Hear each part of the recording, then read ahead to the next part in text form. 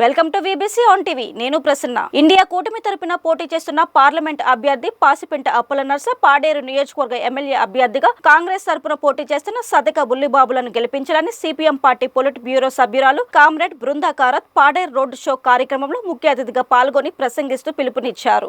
ఈ సందర్భంగా కామ్రేడ్ బృందా కారత్ మాట్లాడుతూ కేంద్రంలో నరేంద్ర మోదీ 10 సంవత్సరాల పరిపాలన చేసి ప్రజల సంపదలను లూటీ చేశారన్నారు. అలాంటి నరేంద్ర మోదీ మరలా మన దగ్గరకు వస్తున్నారు కావున దోపిడీ దొంగలను తరిమికొట్టాలని పిలుపునిచ్చారు. గిరిజనులు, హరిజనులు, మైనారిటీల హక్కులపై దాడి చేస్తున్నారు. గిరిజన ప్రాంతాలపైన దృష్టి పెట్టి దాడి చేస్తున్నారు. ఆంధ్రప్రదేశ్ రాష్ట్రం నుండి తెలుగుదేశం పార్టీ, జనసేన, వైఎస్ఆర్ పార్టీలు తొత్తులుగా నరేంద్ర మోదీకి ఒత్తాసు పలుకుతూ మద్దతు ఇవ్వడం బాధాకరమైన విషయమని, నరేంద్ర మోదీ మరలా అధికారంలోకి వస్తే గిరిజనులపైన దాడులు పెరుగుతాయని ఈ సందర్భంగా తెలిపారు.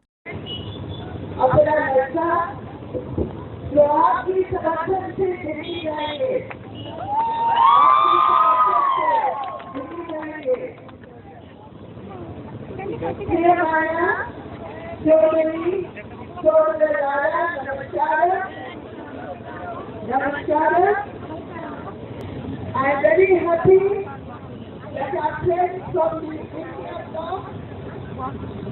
the Congress leaders, the leaders of the Aam Aadmi Party, the leaders of the CPI, many social organizations,